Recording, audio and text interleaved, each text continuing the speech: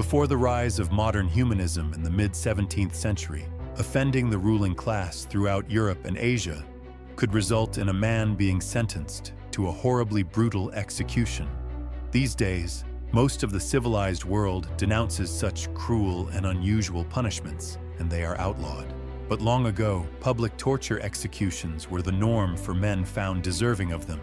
Number 5. Aquilius rose to prominence as a general in the late Roman Republic and distinguished himself in 101 BC at the Battle of Aquae Sextae. In 88 BC, he was defeated in battle at Protostachium and attempted to flee back to Italy. He made it as far as the island of Lesbos, where the Greek locals apprehended him and turned him over to Mithridates, his enemy. Aquilius was placed on a donkey and paraded to his humiliation back to the city of Pergamon. There, he was executed by having molten gold poured down his throat. The specifics of this method of execution were not recorded, but it can be safely assumed that the gold instantly melted its way through his internal organs. This would have caused his esophagus and stomach to explode, possibly out through his abdomen. Number 4. Damiens was 41 years old when, on January 5, 1757, he attempted to assassinate King Louis XV. On that day, as King Louis was leaving the Palace of Versailles at 4 p.m., Damiens managed to get through his bodyguards and stabbed the king in the chest with a small penknife. Louis was wearing thick winter clothing and was barely wounded, the blade only penetrating to half an inch. But as Damiens was restrained and arrested, Louis called for a confessor and apologized to his wife for all the extramarital affairs he had had. The Parlement convicted Damiens, and on March 28th, he was tortured for 4 hours. His legs and feet were crushed in wood boots. Then red-hot pincers were used to tear his flesh off. Into these wounds were poured molten lead and boiling oil. His right hand was burned with molten sulfur. Then he was handed over to Charles Sanson, the royal executioner, who tied Damiens' naked body to 4 horses in the middle of the Place de la Grève, where hundreds of onlookers, including Giacomo Casanova, watched. Sanson sliced off Damiens' genitals and burned them, then ordered the horses led away in 4 directions to rip his arms and legs out of their sockets. But Damiens' joints proved too tough, so Sanson sliced deeply into his armpits and groin. Then, the horses were led away again and ripped him to pieces. It was reported that Damiens, now just a torso, was still alive and screaming when he was thrown into a fire. Number 3.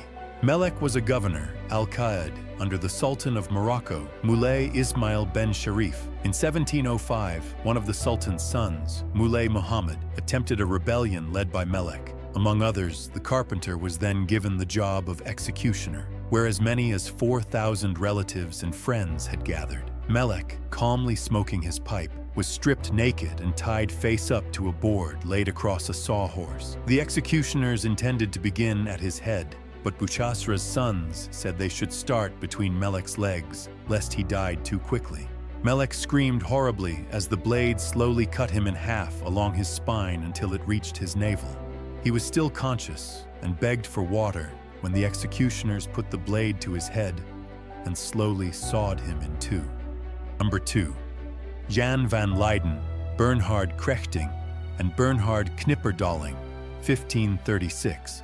On January 22, 1536, they were taken up onto a makeshift platform in the market square, tied to an iron stake, and fitted with iron collars so they could not move.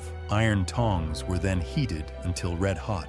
These were bolted in the center like scissors and shaped like modern-day spaghetti claws. Jan was stripped to his waist, and his flesh ripped off, one red-hot bite at a time, for the space of an entire hour.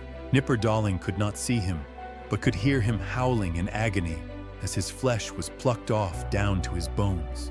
Knipperdolling attempted to commit suicide by choking himself with his iron collar. He was then tied up in such a way as to immobilize him.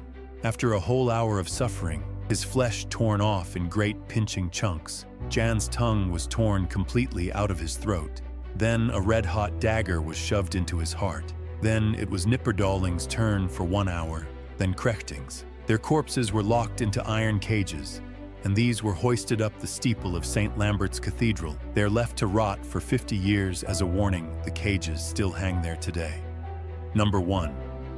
Philip of Spain placed a bounty on the head of Dutch Prince William. On July 10, 1584, after dinner in his home, William went downstairs, where Gerard suddenly stepped out and fired one of 2 wheel-lock pistols at William's chest. The court ordered that Gerard be tortured for 3 days. On the first, he was hung with his hands tied behind him on a pole and raised and dropped, dislocating his shoulders. Then he was flogged with a bullwhip. The wounds were smeared with honey, and a goat was brought to lick them with its rough tongue, but it would not approach, so his wounds were rubbed with salt.